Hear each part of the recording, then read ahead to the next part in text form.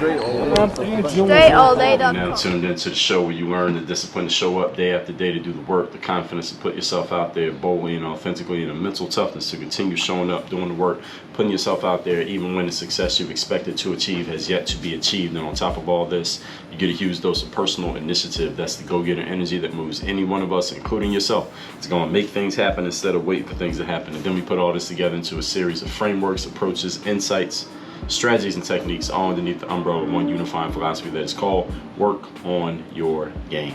My name is Baldwin, also known as Dre All Day, and welcome to the show.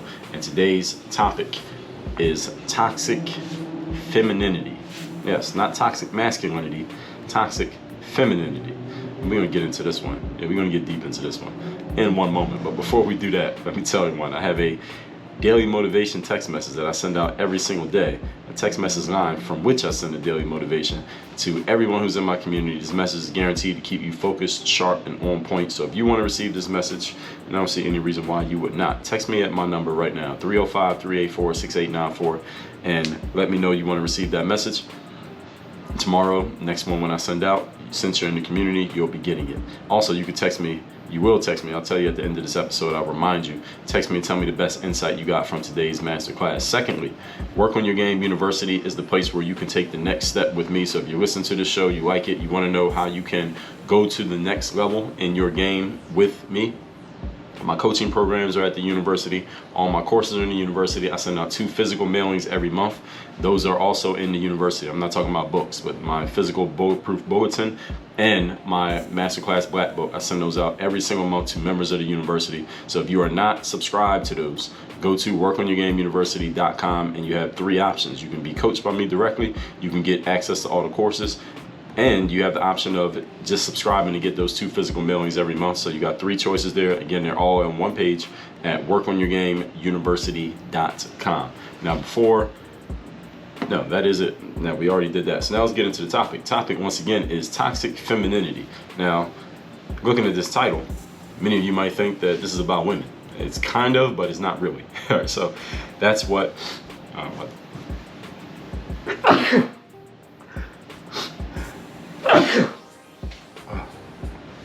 Excuse me. Now, one more.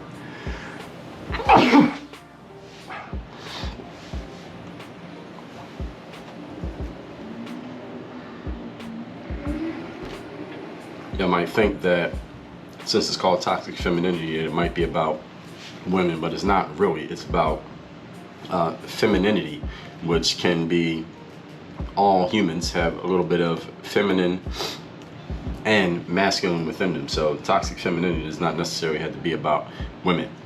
I've talked about this a few times. Most recently was episodes number, let me go back here and tell you, episode number 2039, the worst traits of feminized men, was episode 2039, and I talked about the feminization of sports. I did a 6-part series on this, episodes 2200 through 2205, and I talked about masculinity also in several episodes. Episode 1863, how we bring masculinity back. Episode 1841, the emasculation of men. Episode number 1744, when to engage your toxic masculinity, and also when to be an asshole. In episode 2376, most recently, why we need masculinity more than ever. So now that you have that background, I gave you, what was that, 11 different episodes where you can look into where I've talked about this stuff in the past. Now let's get into where toxic femininity comes from, what this is about, and why I'm talking about it, and how you can catch either yourself or others in their toxic feminine. Point number 1. Topic again today is toxic femininity. First of all, toxic femininity is not the exclusive domain of females, the same way that toxic masculine energy is not the exclusive domain of men. Now, a woman can be in her toxic masculine. Maybe you have seen this before. As a matter of fact, seeing this toxic feminine energy in so many males is one of the reasons why I'm talking about it. It's not only females that I've seen it, and I've seen it in males as well. And I'll be honest with you all, I have a very strong aversion to feminized energy in men. When I see feminine energy in men, it bothers me, and it's something that I will point out, and I'll point it out in many men directly to their faces, that they're in their feminine energy. And many times in my experience, what I've found is that when men get themselves too often into their feminine energy, it's often men who growing up did not have a masculine presence in their lives. They didn't have a father around. They were raised by women most of the time, so they were modeling feminine energy because that's all they saw around them, and thus they don't know what masculine energy looks or feels like, or they didn't know. So for all the men out there listening right now, if you have children, please be a father to your children, specifically your sons. They need you, so that we have fewer and fewer of these feminized men running around that trigger discussions like what we're going to have today. And also, you got to be a father to your daughters, because your daughters need to know what a masculine man looks like, and by omission they will punish the feminized men. When they get old enough to date, they'll stay away from the feminized men by not giving them any attention, and that will punish them, and hopefully that punishment will kind of extinguish the behavior of feminine energy. So basically natural selection.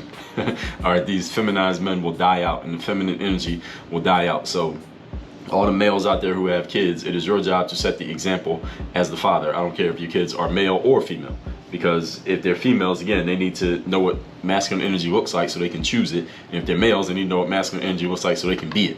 All right, it is your job to set that example. So now that we laid that foundation, let's get into these traits of toxic femininity. Point number 2. Today's topic, once again, is toxic feminine energy, toxic femininity. Number 2, here's how you know that you are in your toxic feminine, because this is something that you can go into and come out of. So this is not like your whole life doesn't have to be this. But in my experience, again, from what I've seen, there are people who continually demonstrate and display these traits. But you can be in your toxic feminine 1 minute, and then you can go back to masculine energy another minute, or just regular femininity. If you're a female, you usually go back to regular, normal, let's call it, what would I call it? It's a congenial femininity. Let's call it that.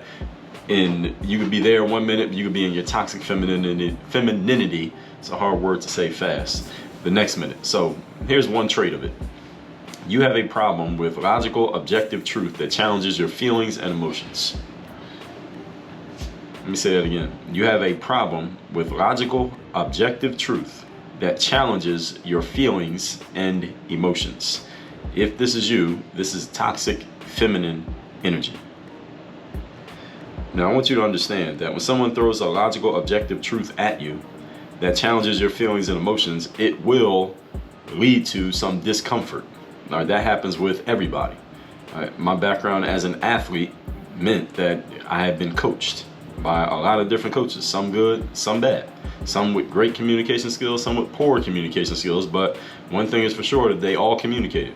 Any of you who has played a sport or is in the midst of playing a sport, or you are a coach in a sport, or you're a parent of a athlete who is playing a sport, they are being coached and they're being told things by their coaches that they don't always want to hear.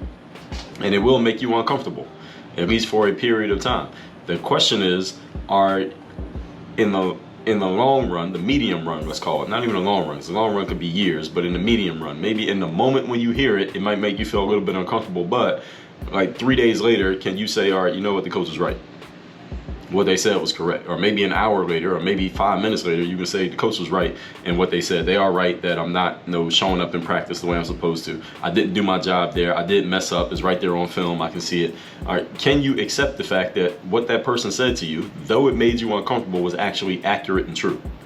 If you can't do this, and you have a problem with the fact that someone told you a logical, objective truth because it challenged your feelings and it challenged your emotions, and you just continually, you have just decided that you're going to completely reject it because it challenged your feelings and emotions, even though it's true, you're in your toxic feminine. This is toxic feminine energy. The funny thing is, again, I see this behavior distributed about 50-50, evenly between males and females these days. This is not limited to just women.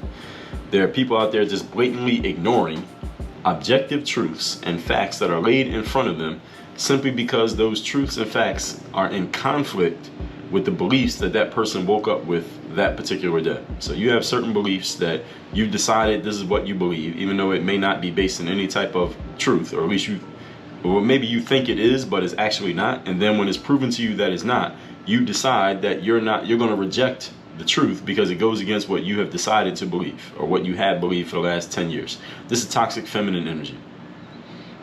The thing is, I can accept it when a female does it in some way. I can somewhat accept when a female does this, because when a female's in her toxic energy, these are kind of things that naturally occur. Same way that when a man is in his toxic energy, there are things that naturally occur. A man will seek to become dominant, become argumentative, and some way aggressive, passively, physically, verbally. This is what men do when they get into their toxic energy. It's a normal thing. So I'll give you an example. Not of the normal toxic energy, but actually, let me back up. What I don't want to see is a woman getting into toxic masculine energy. Like, I don't want to see a woman walking around, stomping around like she wants to get in a physical fight with a person. All right, that is not. I don't want to see that.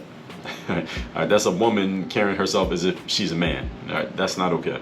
And I don't want to see a man carrying himself like he's a woman, getting into his toxic feminine. If a man gets into toxic masculine, I get it, because everybody can go into those stages at different times. We all have energies, we all have emotions and feelings, and sometimes we go into our toxic. All of us do.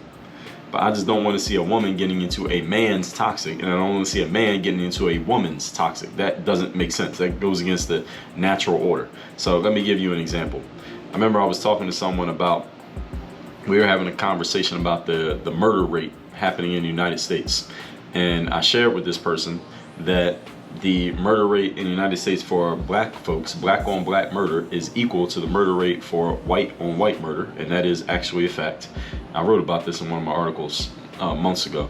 And this person who I was talking to, who was a black male, I will say that, it gives context to this, they said they don't believe the stats. They said, I reject these stats, I don't believe these stats, and their reasoning was that the government can make up statistics. This is what this person said. This is toxic feminine energy.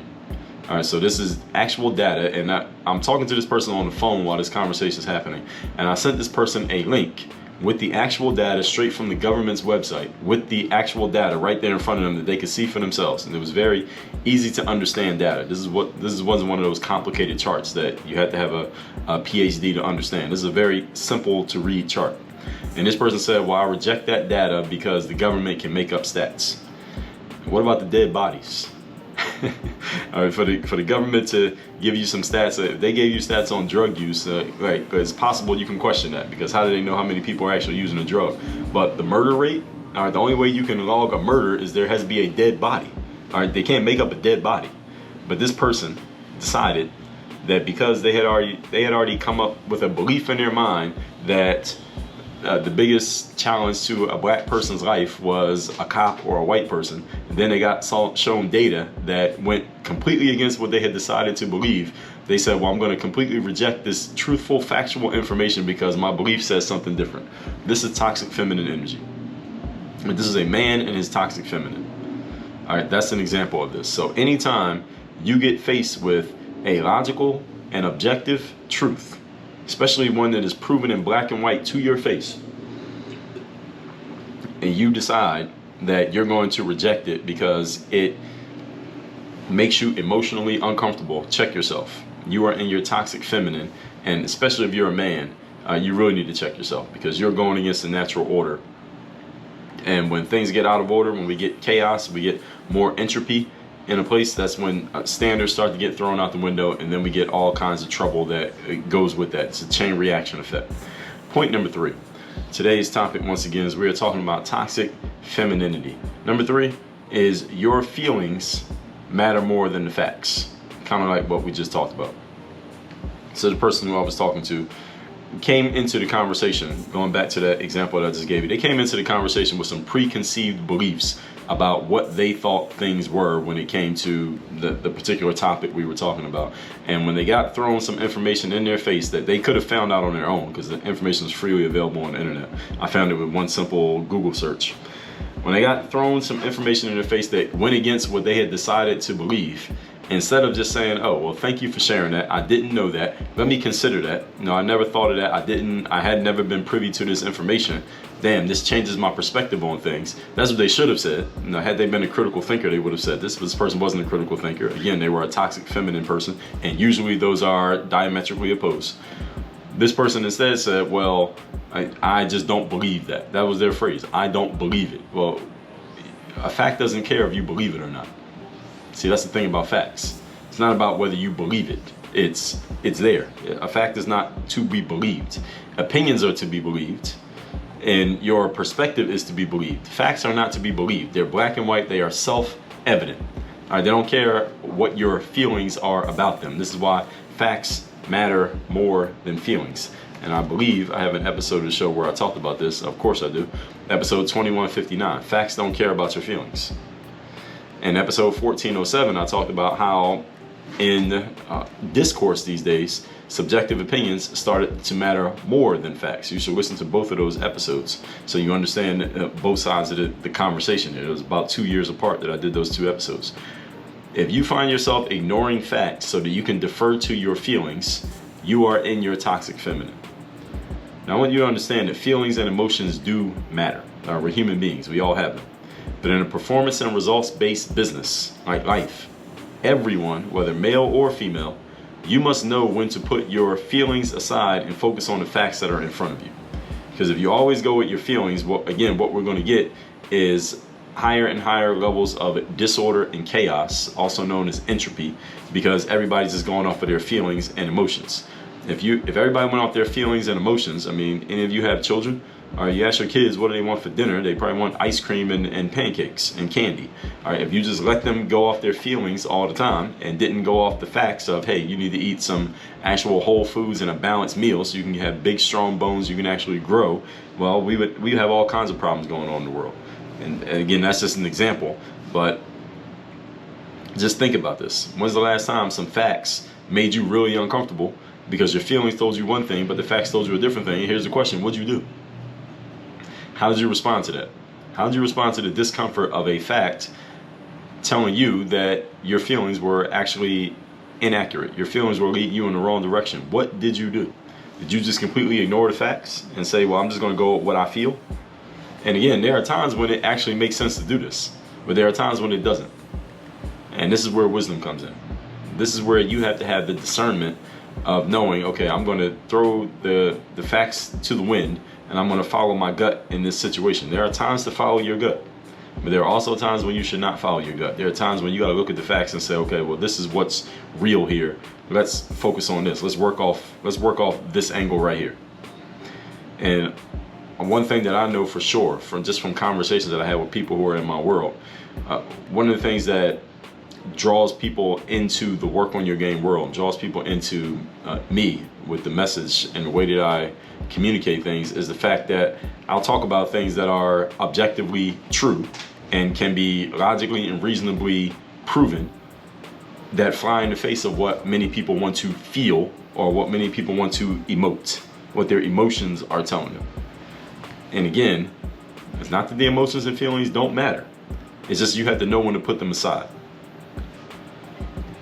If you are running a business, for example, and your advertising campaigns are costing you more money than they are producing, how you feel about the advertisement itself does not matter more than the fact that you're going to go broke if you keep running these ads that are not converting and making you enough money.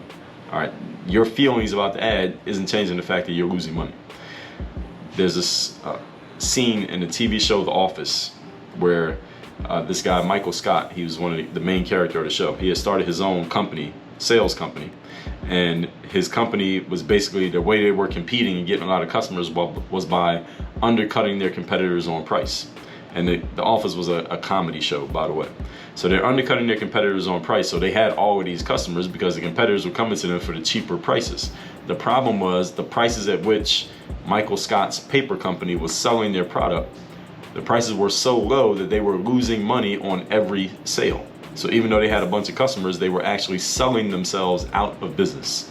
This is a real thing that happens. Any of you who's ever worked in any industry where there is a hard cost to every product being sold, you've probably seen this before, to where actually making more sales would actually hurt your business more than it helps the business, because your products are not priced properly, or people didn't properly account for how much it actually costs to get a product out the door. Any of you ever worked in, let's say, food service, for example, is a good place where you can see this.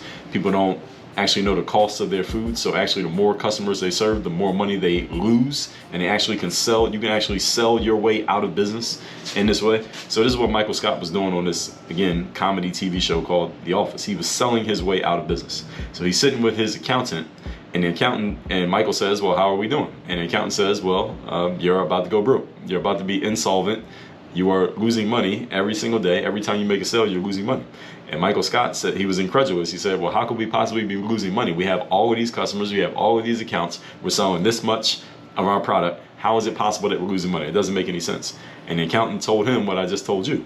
He said, well, your prices are so low that every time you make a sale, you are losing money, because it costs you more to produce and ship the product than you are actually making on the transaction.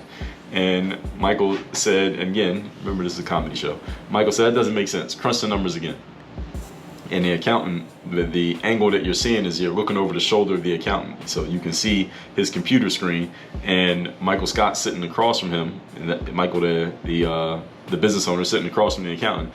And the accountant says, well, it's a spreadsheet. There's no numbers to crunch. And Michael interrupts him and yells at him and says, crunch the numbers, crunch the numbers. And the accountant just hits the space bar on his computer and says, crunch, and the numbers are exactly the same. He's like, Michael, you're about to go out of business. So the whole point is, this is how many people live their entire lives. Now, The Office was a fictional TV show that was made to be funny. All right, you are not living in a fictional TV show that's made to be funny, but you are doing the exact thing Michael Scott was doing on this show. Your feelings, you're putting your feelings above the actual facts of the situation. All right, there is some nuance to the point of what I just explained there. Like, let's say your ads are costing you money, because if you always go off of what is objectively in front of you, well, then we would not have a lot of invention in life. There would be no need for entrepreneurship. There'd be no heroes' journeys of people who face insurmountable odds and ended up becoming successful. So there are times where you got to look at the facts of a situation and say, well, forget the facts, I'm gonna do this anyway, and you actually make it work. At the same time, you got to be wise enough to know when to ignore them, put your feelings aside, and when to submit. You got to make choices about this, and this is wisdom. There's a fine line between them. So, for example, your host, there was a time when I was trying to make it as a pro athlete, and the facts of the situation, the reality, quote unquote, of the situation said that it probably was not going to happen, and it wouldn't have made sense for me to try. But the objective reality said I was going against heavy odds. I knew that, and I decided to go for it anyway. That's the decision that I made. And the bottom line is, the only reason why that example became a success story is because I ended up being successful. But there are plenty of people who face those exact same odds as me, in the same space or in different spaces, same level of odds, and they ended up failing. They did not succeed. They did not become a success story, and they don't have a podcast talking about it. And the whole point is, the end of the story determines whether you're a hero or an idiot. All right, that's pretty much how it works in life. All right, and I talked about this in episode 12:11. The difference between vision and delusion is the end of the story.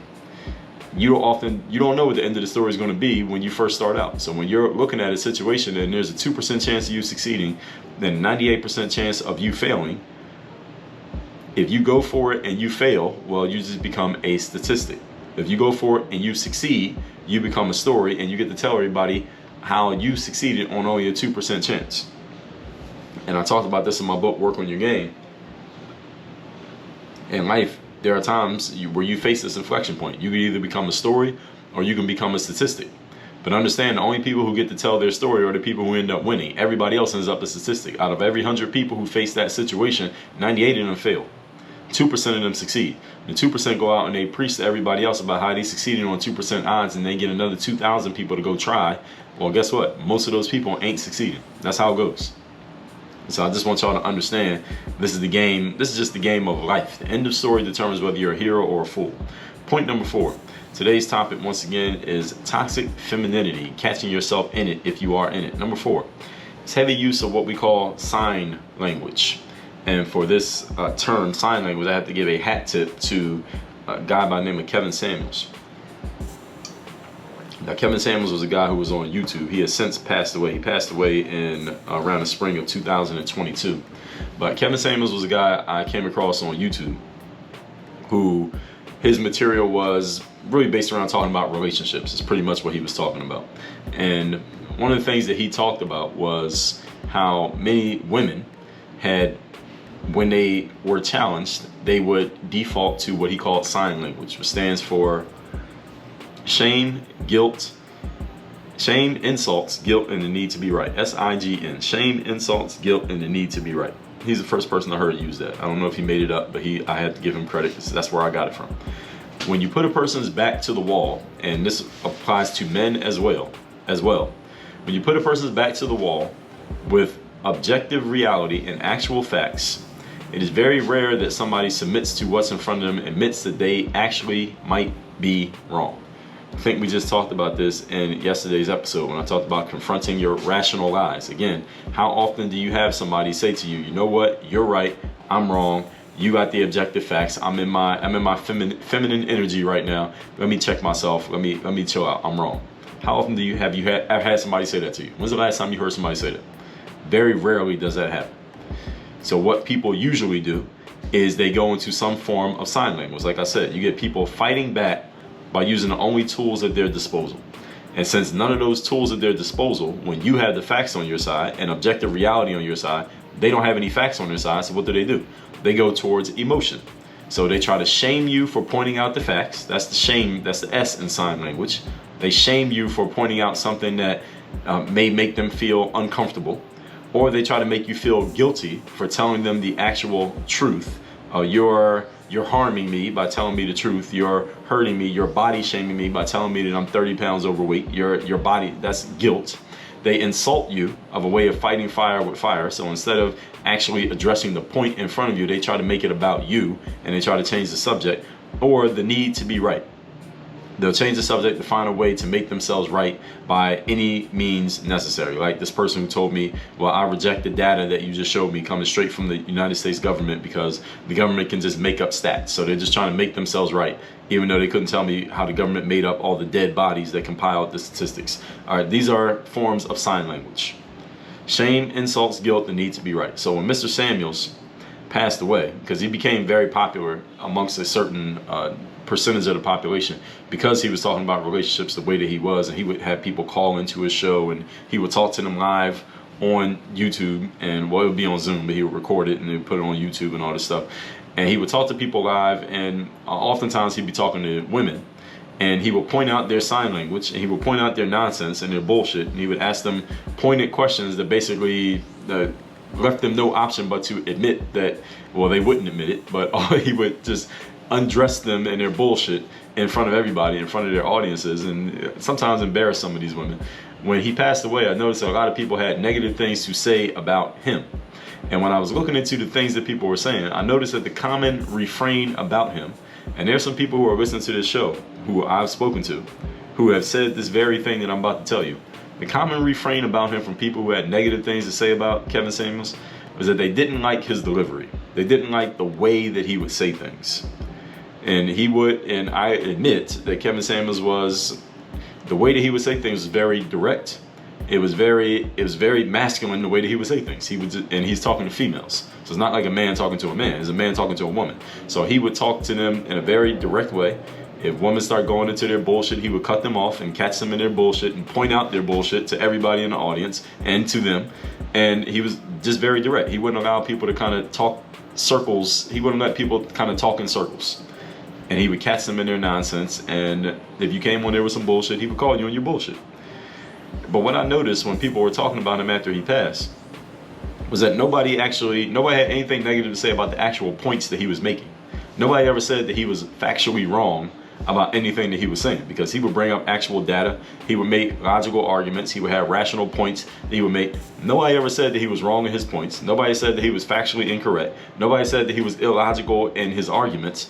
All they did was challenge the way that he delivered their points. What is that? Sign language. Shame, insults, guilt, and the need to be right. Nobody actually had anything to say about the actual subject of what he was saying. They were challenging the person instead of challenging the point. And I did an episode on this This was episode number, let me see what that was.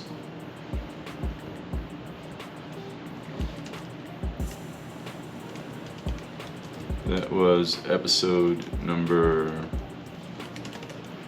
I know I did talk about this. It was episode number 2040. Judge the point, not the person. If a person makes a point that you disagree with, and your default reaction is to start attacking the person because you don't like what they said, well, again, that's sign language. That is, you're in your toxic feminine at that point. You're attacking the person. Well, when what made you uncomfortable was not the person, what made you uncomfortable was the point. Challenge the point. If the point is inaccurate, then prove that the point's inaccurate. But if the point's accurate and it just made you uncomfortable, then you need to figure out why. Don't attack the person as a way of saving face. And this is what I saw a lot of people doing after Mr. Samuels passed away. They were not challenging his actual points. They were challenging the way he delivered the points or trying to find something about him personally to attack, but which had nothing to do with what he was talking about. See, if you reject an objective truth because you don't like the way it was delivered to you, you're in your toxic feminine energy. And when I played sports, this would happen often. I mean, I dealt with a lot of coaches. I dealt with some coaches who were very harsh and abrasive in their communication styles, the way they would say things to players. And I heard some coaches say some things they probably shouldn't have said to players, that they probably couldn't get away with saying to players these days, but they could get away with it 20 years ago. And oftentimes players, and sometimes the coaches would say things to players that weren't even that, it wasn't anything crazy about what the coach was saying, but these players, because they didn't know how to objectively look at themselves, they would get into their toxic feminine whenever they were challenged by the coach or whenever they were called out in front of everyone by the coach, and they would go into their toxic feminine because they just didn't like how something was said, or maybe they didn't like the words that were chosen. And that might have been the very thing that kept them from getting to their success, because they couldn't deal with being coached. They couldn't deal with somebody telling them something about themselves that didn't make them feel good, but would have helped them do good. How often have you heard me say that? I've seen many athletic careers derailed because of this inability. And this starts with upbringing, folks. This starts with what's happening at home. Do you have people at home who can tell you something about yourself that you need to hear, not just what you want to hear? Do you have a father at home who can tell you something, males, so that when you go out into the world and a male tells you something, like a boss, like a teacher, like a coworker, like a police officer, like a coach, tells you something, are you used to having a male tell you something that you need to hear, not what you want to hear, so that you don't react as if you don't have any sense just because you heard a male say something to you? You never had a male say anything to you before. This is why it matters that men do their jobs at home, so that when young males grow up and go out into the world, they know how to respond, not react, but respond when they hear something from another man. So this doesn't begin when you're 25. This begins when you're 2. This begins as a child. But that's a different conversation we're going to maybe on a different day. Let's recap today's class, which is about toxic femininity. This is not really about women. Point number 1, toxic femininity is not the exclusive domain of females. As a matter of fact, it's because I see it in so many men. That's actually where it came from. And it's coming from a lot of men who were raised they were devoid of a masculine presence in their lives, so that all they know is how to react like females, because that's all they saw growing up. So they go out into the world and they become adults and they're doing the exact same thing. All you had to do is put them in a stressful situation and the toxic feminine comes out of them immediately. Point number 2, how you know you're a toxic feminine? Number one way you know, this is point number 2, you have a problem with logical, objective truth that challenges your feelings and emotions. When you do this, you are in your toxic feminine. And I see this distributed about 50-50 between males and females. I do not want to see a woman getting into toxic masculine energy. I don't want to see a man getting into toxic feminine energy. It disturbs the natural order and it increases the chaos and disorder in the universe. Point number 3, your feelings matter more than your facts. More than the facts, or you ignore facts and defer to your feelings simply because your feelings make you feel good. You're running a business and something is not working and is costing you money, or you're either going to fix that or you're going to go broke and you're going to go out of business.